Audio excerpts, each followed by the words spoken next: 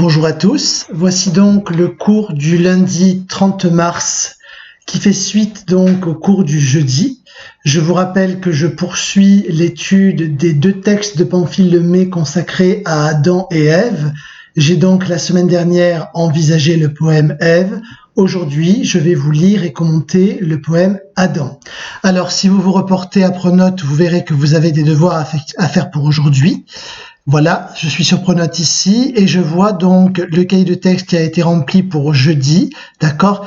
Poème avec un S que j'ai toujours pas corrigé d'ailleurs, de Léon Pamphile Lemay. Donc là, ici, on a la lecture. Et pour le travail à faire, vous voyez, faire les questions sur le poème Adam à la suite du cours. Le texte et les questions figurent sur It's Learning. Je vais donc reprendre ce travail-là et corriger les questions. Vous les avez normalement sur votre cahier. Donc prenez, s'il vous plaît, vos affaires, votre cahier, votre trousse et on commence le cours. Allez, en avant. La semaine dernière, vous avez donc écrit le titre de la séance, séance 7, texte poétique de Léon Pamphile Lemay. Vous ne renotez pas ce titre, cela ne sert à rien. Je vous avais montré aussi une photo du poète, c'est donc un poète du 19e siècle, ainsi qu'une gravure le représentant, et la couverture aussi du livre donc qui nous intéresse, les gouttelettes. Souvenez-vous aussi, j'avais fait un sort à ce mot de sonnet. Je vous ai expliqué ce que c'est qu'un sonnet, c'est une forme poétique, je n'y reviendrai pas. En tout cas pas aujourd'hui. Je reviens donc en revanche sur le texte lui-même. Alors je vais vous lire le texte intitulé Adam de la même façon que la semaine dernière je vous ai lu le texte Ève. Voici donc le texte. Et le mal nous a pris séduisant enjôleur comme un filet de soie en ses brillantes mailles. Ève a senti l'amour embraser ses entrailles. Elle a, bénissant Dieu, fait l'homme de douleur. Dieu m'a dit t'irriter, tu scelles ton malheur. Il faut que chaque jour tu souffres et travailles. Mon ciel vous est fermé comme par des murailles, jusqu'au jour où viendra le divin Rédempteur. J'ai répondu courbé sous l'amère sentence. Nous avons fait le mal, nous ferons pénitence, mais laissez à nos fronts leur céleste fierté. Puis j'ai dit suppliant, lève cet anathème et vois ce que je fais de notre liberté. Je pourrais te haïr, ô mon maître. Et je t'aime. Sous le texte, vous avez donc les différentes questions qu'il fallait traiter directement sur votre cahier et que nous allons corriger. Il fallait déjà commencer par chercher des définitions dans le dictionnaire. Il s'agit donc des mots suivants, enjôleur que vous trouvez dans le premier vers, rédempteur que vous trouvez dans la deuxième strophe ou plus exactement le deuxième quatrain, d'accord, on l'appelle quatrain, voilà. Rédempteur, pénitence, voilà. Premier tercé. Je rappelle qu'un tercé, c'est une strophe de 3 vers. Ensuite, l'on avait sentence. Pardon, excusez-moi. Voilà, le mot sentence est avant en fait. Hein, le mot sentence est avant. Et le mot anathème que nous avons dans la dernière strophe ou le dernier tercé. Donc vous savez comment est-ce qu'on fait quand on cherche du vocabulaire. Ce n'est pas la peine de consulter les vieux dictionnaires poussiéreux, encore qu'ils soient utiles pour les universitaires. Eh bien, nous allons directement aller sur Internet, d'accord, chercher dans Larousse en ligne la définition des mots. Alors j'ai commencé par l'adjectif qualificatif et le nom enjôleur, enjôleuse. Regardez la définition. Qui enjôle, c'est-à-dire qui use de son charme pour séduire. Un sourire enjôleur. On va le noter donc directement, voilà, dans l'espace prévu à cet effet. On marque donc enjôleur. Enjôleur de points. Vous pouvez mettre les mots comme vous le savez entre guillemets, c'est même préférable. Et donc on va marquer la définition ici. Qui use de son charme pour séduire. C'est le mâle qui est qualifié ici d'enjôleur, d'accord? Le mâle, effectivement, est envisagé comme un séducteur. Alors, séducteur, séducere, au sens étymologique, veut dire séparer, d'accord? Le mâle, en fait, va séparer l'homme de la femme dans la Bible. Je continue. Donc, enjôleur qui use de son charme pour séduire. Ensuite, nous avons le mot rédempteur. Donc, rédempteur. On va corriger, donc, rédempteur. Alors ici avec un R majuscule, hein, rédempteur. Donc je me reporte ici, je me reporte au dictionnaire Larousse. Alors regardez la définition qui est proposée de rédempteur, rédempteur, rédemptrice, qui ici est considéré comme adjectif qualificatif, qui rachète, qui réhabilite.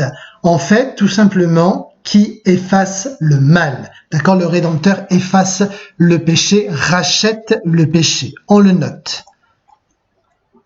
On écrit donc qui efface ou rachète le péché.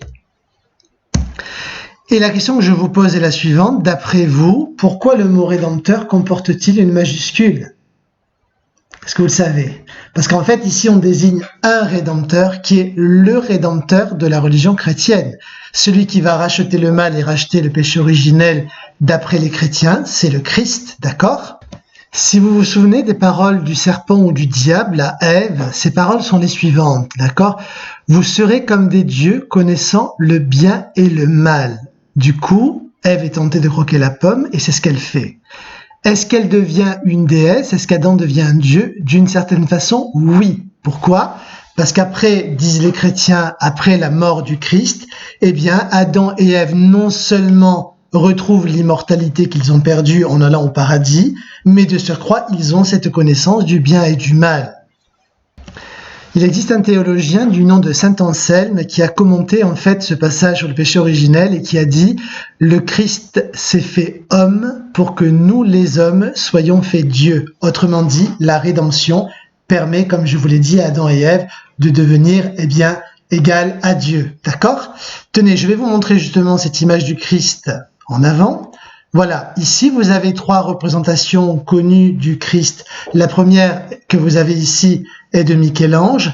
La deuxième, donc en fait ici c'est un crucifix de l'école ombrienne, donc en Italie, XIIe siècle.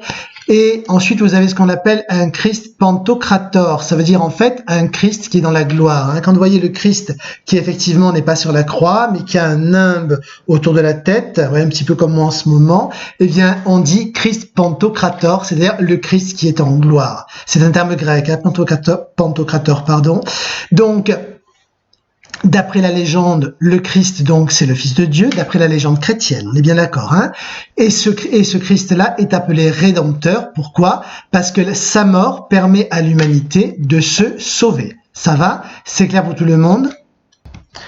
Alors, je viens ici de faire un petit découpage de la crucifixion selon Michel-Ange. En fait, vous allez suivre le code couleur pour comprendre un petit peu cette toile. Je vous rappelle qu'on travaille sur le Rédempteur dont il est question dans le texte poétique de Pamphile Lemay. On veut savoir de quoi il s'agit exactement. Donc, je vous ai dit le Rédempteur, c'est le Christ. En fait, vous voyez le cadre, le rectangle rouge désigne donc le Christ, le Fils de Dieu qui est crucifié selon les chrétiens. Le rectangle bleu désigne en fait, alors d'après vous, qui met la main sur son sein, d'accord, et qui semble éprouver une très grande douleur, c'est la mère du Christ, d'accord, c'est Marie, la Vierge Marie, d'accord. En dessous, à côté donc d'un crâne, je ne sais pas si vous voyez le cadre, le rectangle jaune représente en fait Marie-Madeleine. Marie-Madeleine, donc la pécheresse qui se convertira ensuite au christianisme et qui délaissera le péché. Donc Marie-Madeleine. Et ensuite, dans le cadre vert, vous avez en fait une autre Marie qui est parente de Marie, la Vierge Marie. D'accord? On les appelle les saintes femmes, celles qui effectivement adorent le Christ sur la croix. Alors, je reviens donc au travail numéro 1 sur le poème Adam. Donc, on avait défini les mots enjôleur, rédempteur. Donc, je vous ai montré une image du Christ. On passe maintenant aux mots pénitence et sentence. Alors, regardez, vous avez beaucoup de choses sur le mot pénitence. Regret d'avoir offensé Dieu avec la volonté de ne plus recommencer. Mortification que l'Église impose aux fidèles. Alors, ce qu'on appelle la mortification, en fait, c'est quoi? La mortification, c'est le fait de s'imposer, par exemple, une punition physique pour pouvoir réparer la faute commise. Par exemple, le fait d'utiliser ce qu'on appelait au XVIIe siècle une discipline. C'était un fouet, donc, que les hommes, les prêtres, les religieux, les ecclésiastiques utilisaient effectivement pour se faire du mal, pour finalement se punir du péché qu'ils avaient commis. D'accord? Donc, faire pénitence, ça peut vouloir dire ça, ou alors ça a un sens tout à fait moral, c'est regretter d'avoir offensé Dieu. Donc, on va le noter. On marque donc regret d'avoir offensé Dieu. Alors on est bien d'accord que si vous avez une définition qui est similaire à celle-ci, ce n'est pas la peine de recopier la correction. Vous ne copiez la correction que si votre définition est fausse. C'est bien clair, hein? Regret d'avoir offensé Dieu, punition que l'on s'inflige. Donc, regret d'avoir offensé Dieu, punition que l'on s'inflige. Ça, c'est pour le mot, donc, pénitence. On passe au mot sentence. Je tape donc le mot sentence dans le dictionnaire Larousse. J'appuie sur Entrée. Voilà. Sentence, voilà. Littéraire, courte phrase d'une portée générale, précepte de morale, maxime. D'accord, un discours rempli de sentences, décision d'un arbitre ou d'un tribunal arbitral, tout jugement d'une autorité à caractère décisif, d'accord? On retrouve ici dans décisif le mot décision qui est utilisé ici, d'accord? Donc en fait, une sentence, ça peut être effectivement une décision qui est prise. Dans le cadre du péché originel, de quoi est-ce qu'on parle exactement? Quand on parle de sentence, on parle de la condamnation que Dieu effectivement a formulée, a fulminée contre Adam et Ève. Donc on reprend ici la correction, on marque pour sentence donc décision définitive. Et donc, cela peut être, par exemple, une sentence, ça peut être une condamnation. Donc, je vais rajouter ici, jugement prononcé par une autorité.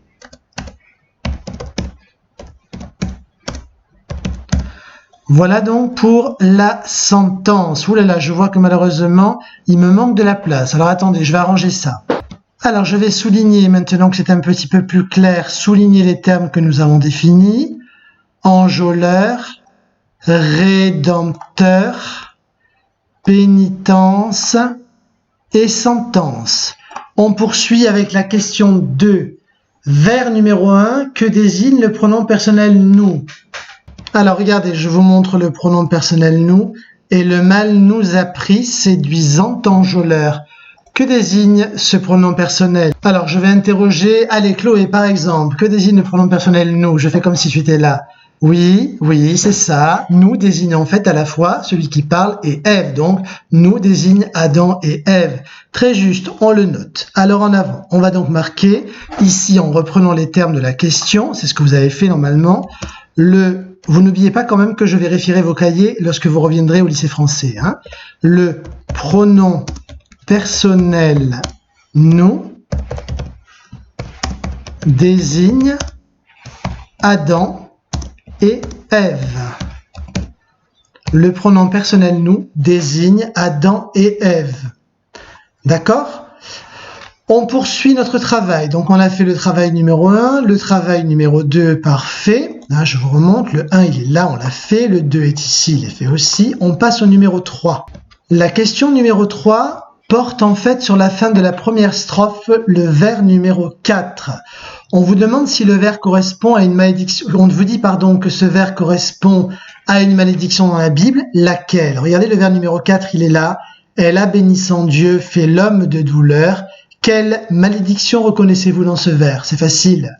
Et oui, bien sûr, c'est quand, en fait, Dieu condamne la femme au sens générique du terme, à souffrir pendant l'enfantement. D'accord? Donc, on va le noter. Vous marquez donc ce vers correspond à la malédiction suivante. La femme selon la Bible, marquez bien selon la Bible parce qu'on ne fait pas de religion à l'école, hein. C'est pour bien distinguer ce que le discours scientifique du discours religieux. Ce vers correspond à la malédiction suivante. La femme selon la Bible souffrira en mettant au monde des enfants. D'accord? C'est clair pour tout le monde? Vous reconnaissez le texte biblique dont on a parlé maintes fois? Oui, alors on passe à la question suivante. En avant. Vers numéro 14. Pourquoi est-ce que l'amour d'Adam pour Dieu est surprenant? Alors, où est ce vers numéro 14 que je vous le trouve? Donc 5, 6, 7, 8, 9, 10, voilà. En fait ici, je pourrais te haïr, ô mon maître, et je t'aime. Oui, d'ailleurs, je n'avais pas forcément besoin de compter. Pourquoi? Parce que je vous ai dit qu'un sonnet comporte 14 vers. Donc en fait, c'est forcément le dernier vers. Hein. C'est bien clair? Je pourrais te haïr, ô mon maître, et je t'aime. Pourquoi est-ce que l'amour d'Adam pour Dieu est surprenant, d'après vous?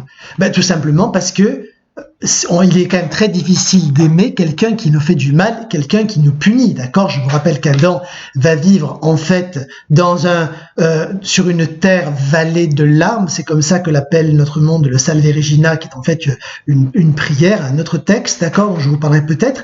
Donc c'est une terre faite de marasme, de malheur, de tout ce que l'on peut imaginer, et dans ce contexte-là, comment aimer une personne qui nous fait du mal? Vous voyez ce que je veux dire? C'est une attitude que l'on pourrait qualifier de paradoxale, étonnante. Allez, on prend des notes. Donc, l'amour de Dieu est surprenant, on le marque ici. L'amour, d'Adam pour Dieu, excusez-moi, je vais trop vite. L'amour d'Adam pour Dieu est surprenant, car, puisqu'on nous demande pourquoi en fait fait référence à la cause, on doit donc utiliser ici une conjonction de coordination qui signifie la cause. L'amour d'Adam pour Dieu est surprenant car il est difficile d'aimer un être est-ce que je vais dire qu'il nous veut du mal? Ce serait inexact. D'un être qui nous punit, qui nous punit, qui nous blesse. Donc, je reprends la réponse à la question 4. Pourquoi est-ce que l'amour d'Adam pour Dieu est surprenant? L'amour d'Adam pour Dieu est surprenant car il est difficile d'aimer un être qui nous punit, qui nous blesse. Ça va, c'est donc une attitude qu'on pourrait qualifier de paradoxale. Hein? D'accord? Paradoxa à côté de l'opinion. Normalement, on déteste qui nous déteste et on aime qui nous aime. Sauf que là, c'est pas le cas. Alors, on poursuit le travail.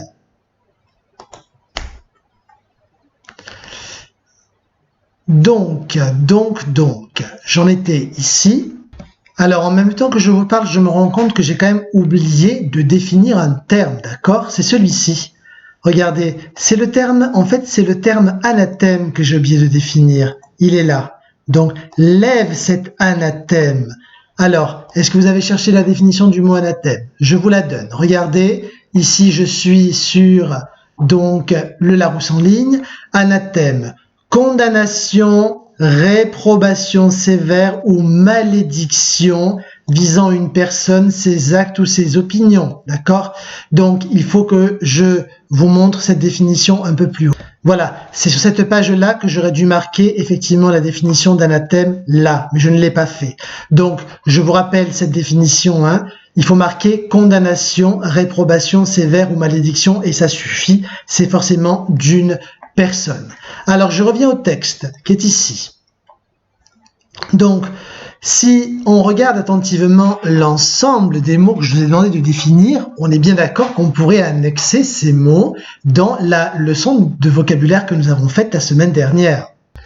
Je vais vous demander de regarder dans votre cahier les pages qui précèdent et de chercher la leçon de vocabulaire donc sur la religion, autour de la religion. Je vous rappelle qu'on avait abordé les préfixes poly et mono, mais qu'on avait aussi créé à la fin de cette leçon de vocabulaire une effervescence de mots.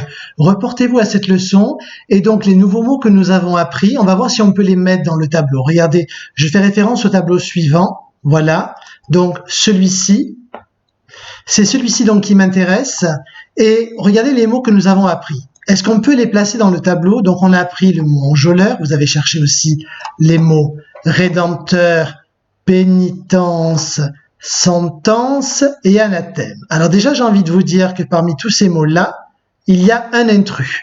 Est-ce que vous êtes capable de repérer l'intrus? C'est-à-dire un terme qui ne concerne pas la religion.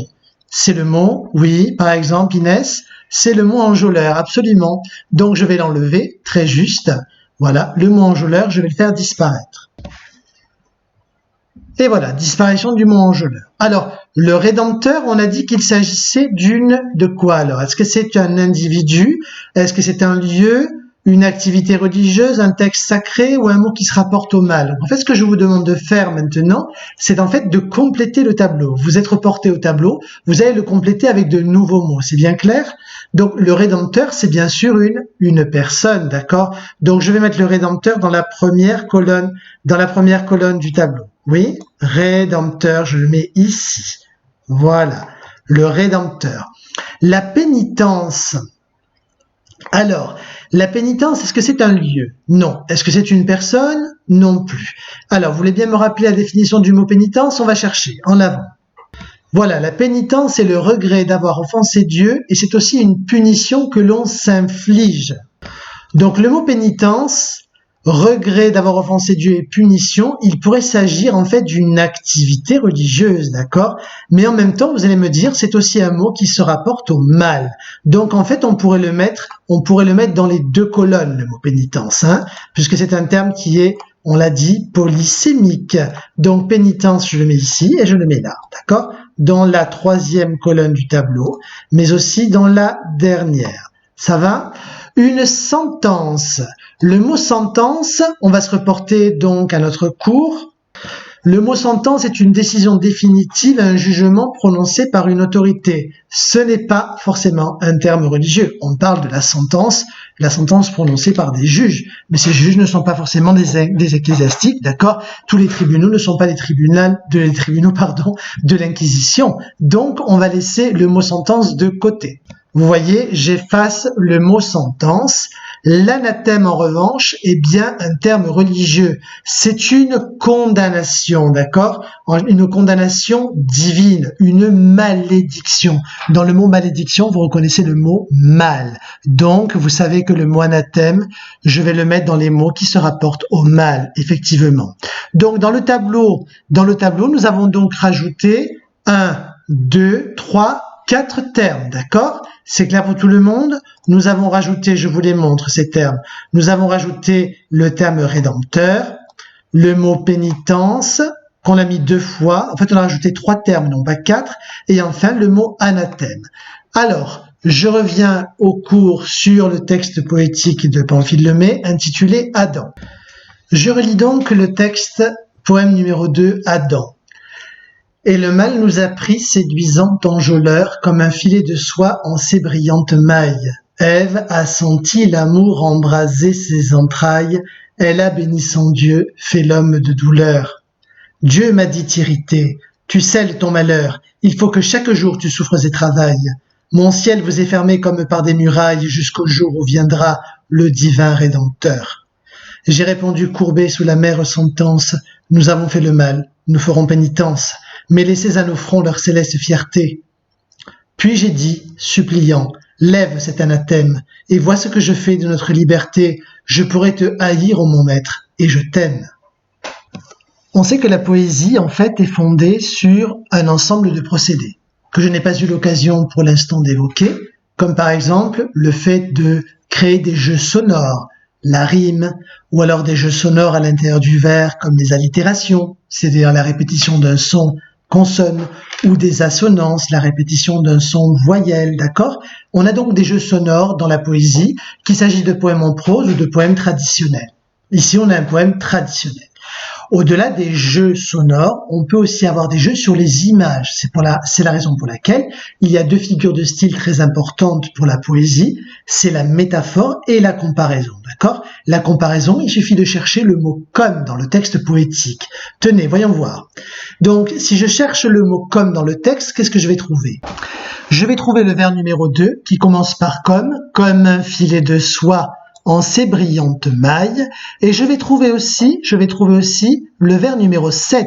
Mon ciel vous est fermé comme par des murailles. Je vous parlerai de la prononciation tout à l'heure du texte poétique. Alors qu'il s'agisse du vers numéro 2 comme un filet de soie en ses brillantes mailles ou du vers numéro 7 comme par des murailles, dans les 2 cas de figure, nous sommes en présence d'une figure de style que l'on appelle la comparaison. D'accord? Alors, dans un premier cas, donc, on va comparer le mal à un filet de soie, et dans le deuxième cas, c'est le ciel que l'on compare donc, en fait, c'est la fermeture du ciel qu'on va comparer donc à des murailles. Oui, la première première comparaison, qui est donc une comparaison, on est bien d'accord, poétique, est une comparaison, je dirais, qui est le propre, me semble-t-il, du poète. On ne va pas la trouver dans d'autres textes littéraires, ou en tout cas pas à ma connaissance. En revanche, la deuxième comparaison est une comparaison qui correspond presque à un cliché. On représente très souvent le ciel, c'est-à-dire le paradis terrestre, enfermé par des murailles, d'accord? Ça devrait d'ailleurs vous dire quelque chose si vous vous souvenez bien de ce que l'on a fait dans la séquence précédente. Souvenez-vous, regardez, je vais vous montrer cela. Est-ce que ce tableau vous dit quelque chose? Bien entendu, vous l'avez déjà analysé. Il s'agit en fait d'un tableau de Luca Granac qui s'intitule L'âge d'or. Et dans quel contexte est-ce qu'on avait vu ce tableau? Dans le contexte, effectivement, tu as raison Itaï, dans le contexte de l'étude des 4 âges de l'humanité d'Ovide. On avait fait toute une séquence sur la naissance du mal dans les textes d'Ovide, c'est exact. C'était la belle époque où on pouvait travailler au lycée français, se voir et discuter, et bref, faire quelque chose en présentiel. Époque, hélas, pour l'instant, révolue. Bon, parenthèse fermée. Donc, il s'agit effectivement d'Ovide. Et donc, pourquoi est-ce que d'après vous, quel lien je fais entre ce tableau de Luca Granac, qui s'intitule L'âge d'or, et le texte donc de Pamphile Lemay? Je vous rappelle qu'on s'est interrogé, en fait, ici, sur la comparaison « Mon ciel vous est fermé comme par des murailles ». Quel lien vous faites? Le lien, il est évident. En fait, c'est que, alors on a vu bien sûr qu'il s'agit des métamorphoses d'Ovide. Le lien, il est évidemment lié à la muraille que l'on voit représentée ici, d'accord? Regardez, la muraille que vous avez là, je vous la remontre ici. Hein? Donc, cette muraille, finalement, sépare le paradis du reste. Le reste n'existe bien évidemment qu'après la chute originelle, c'est clair? Donc, on a plusieurs représentations de l'état post-lapsaire, c'est-à-dire après la chute, de cette manière-là, c'est-à-dire qu'on va représenter le paradis terrestre fermé par une muraille. Ça va, c'est clair? Donc en fait, la comparaison qui est développée ici par Léon Pamphile Lemay correspond à un cliché, il s'agit d'un clin d'œil à une tradition picturale, d'accord? On va dire iconographique. Alors, je continue. Alors, je me rends compte que je parle beaucoup, je parle. Il y a un moment donné, quand même, il va falloir que je vous laisse tranquille. Il ne faut pas que je dépasse 1 heure de cours, vous le savez. Je voudrais juste terminer, en fait, cette séance numéro 7 en comparant maintenant les 2 textes. Pour l'instant, on a analysé les textes successivement, les uns après les autres. D'abord le poème Ève, ensuite le poème Adam. Et maintenant, j'aimerais que l'on compare les 2 textes. Donc, je vais les mettre en miroir. Je vais les mettre en vis-à-vis, un petit peu comme Dürer, effectivement, a représenté Adam et Ève en vis-à-vis de la même manière. Ça va? Donc en avant. Voici donc les 2 textes. Je vais vous les relire. Texte intitulé Ève. Un désir inconnu, mystérieux le vint, soulève et fait gémir mon âme émerveillée, des rêves enivrants quand je suis éveillé, promène mes esprits dans un orbe sans fin. Quel est-il donc ce bien que je soupçonne en vain? Est-ce l'ambition? Est le méconseillé? Dieu serait-il jaloux et suis-je surveillé? Garde-t-il pour lui seul tout son pouvoir divin? Je sens que je suis libre et je veux être heureuse, mais d'une autre façon. Je secoue un instant le joug quelquefois lourd d'un bonheur trop constant. Obéis, vaste terre, à la loi rigoureuse qui te fait chaque jour rouler sous ton essieu. Moi, je n'obéis pas, car je ressemble à Dieu. Je passe maintenant au poème intitulé Adam. Et le mal nous a pris séduisant enjôleur comme un filet de soie en ses brillantes mailles. Ève a senti l'amour embraser ses entrailles. Elle a, bénissant Dieu, fait l'homme de douleur. Dieu m'a dit irrité, tu scelles ton malheur. Il faut que chaque jour tu souffres et travailles. Mon ciel vous est fermé comme par des murailles jusqu'au jour où viendra le divin Rédempteur. J'ai répondu courbé sous la mère sentence, nous avons fait le mal, nous ferons pénitence, mais laissez à nos fronts leur céleste fierté. Puis j'ai dit, suppliant, lève cet anathème et vois ce que je fais de notre liberté. Je pourrais te haïr, ô mon maître, et je t'aime. Donc l'objectif, c'est de comparer les 2 textes maintenant en guise de conclusion. D'accord? La première chose que j'observe, regardez, c'est que Ève ne fait absolument pas référence à Adam dans le texte. ni même alors à Dieu, oui, à Dieu, elle fait référence à Dieu effectivement, mais pas à Adam. Par exemple, à Dieu, vous avez une référence à Dieu ici. Dieu serait-il jaloux et suis-je surveillé? D'accord? C'est la seule mention de Dieu dans le poème Ève. Donc ce sont deux vers. Dieu serait-il jaloux et suis-je surveillé? Garde-t-il pour lui seul tout son pouvoir divin? Évidemment, Ève questionne en fait l'omnipotence, l'omniprésence de Dieu. Que fait Adam, lui? Quand Adam se réfère à Dieu, en fait, c'est pour citer ses paroles. Ce n'est pas pour contester son autorité. Je vous le montre. En fait, l'évocation de Dieu dans le poème Adam, elle est à partir du vers numéro 5. Dieu m'a dit irrité, et vous voyez qu'on a le recours ici au discours direct. Tu scelles ton malheur. Il faut que chaque jour tu souffres et travailles. Mon ciel vous est fermé comme par des murailles jusqu'au jour où viendra le divin Rédempteur. D'accord? Donc, loin comme Ève de contester le pouvoir de Dieu, Adam, en fait, cite les paroles directement, sans doute parce que c'est une marque de respect. Et à la fin, Dieu est appelé mon maître. D'accord? Regardez le texte ici. Mon maître. Ô mon maître. Il s'agit donc bien ici de faire allégeance à un créateur principe de toutes choses. Donc si je résume, on a pour le poème Ève une seule mention de Dieu et c'est pour contester donc le pouvoir du démiurge. Démurgios en grec, c'est donc le maître. Hein. Pour le poème Adam, donc Adam ici, que se passe-t-il? Eh bien, la référence à Dieu est une référence qui est élogieuse. Il s'agit d'encenser le Créateur. Je continue. On pourrait maintenant s'intéresser à l'énonciation, à la communication, qui parle et à qui, d'accord? Dans les deux textes. Si on regarde le poème Adam, on se rend compte, qu'Adam s'adresse effectivement à Dieu. C'est ce que montre la présence des verbes de parole, comme par exemple ici, j'ai répondu, j'ai dit, c'est du passé composé, d'accord? Donc ces termes-là montrent qu'il y a un dialogue qui se noue entre Dieu et Adam. Est-ce que Ève, maintenant, pour aborder la question du poème d'Ève, est-ce que Ève s'adresse à Dieu? Absolument pas, d'accord? Elle s'adresse effectivement à un personnage, on va l'appeler ainsi, mais il ne s'agit pas de Dieu. Regardez le texte. En fait, Ève s'adresse à la vaste terre. C'est comme si avant même que le péché originel ne soit consommé, Ève s'était totalement distancée de Dieu. Est-ce que vous voyez ce que je veux dire? Oui, donc on voit bien les termes, effectivement, les termes sont assez parlants. Ici, on a répondre et dire, donc, qui montre l'intervention d'Adam. Et là, on a, en fait, vaste terre, c'est ce que l'on appelle en grammaire une apostrophe. D'accord? Quand on interpelle quelqu'un, ou par son nom propre, ou pourquoi pas par une périphrase. Ça va? Donc, au niveau de la communication, là encore, des différences sont importantes. Il y a quand même quelque chose de commun entre les deux textes poétiques, ce qui fait qu'on peut parler quand même de diptyque, un petit peu comme le diptyque de Dürer que j'avais évoqué au début de cette séance, c'est l'évocation du mal. Regardez attentivement ici. Les deux premières strophes sont symétriques ici, d'accord? Je vais vous les relire. Un désir inconnu, mystérieux levain, soulève et fait gémir mon âme émerveillée. Des rêves enivrants quand je suis éveillé promènent mes esprits dans un orbe sans fin. Dans le poème Adam, cela donne. Et le mal nous a pris séduisant enjôleur, comme un filet de soie en ses brillantes mailles. Ève a senti l'amour embraser ses entrailles. Elle a béni son Dieu, fait l'homme de douleur. Dans un cas, on a le désir, d'accord? Le désir inconnu. Ce désir inconnu, dans les propos d'Adam, devient le mal, d'accord?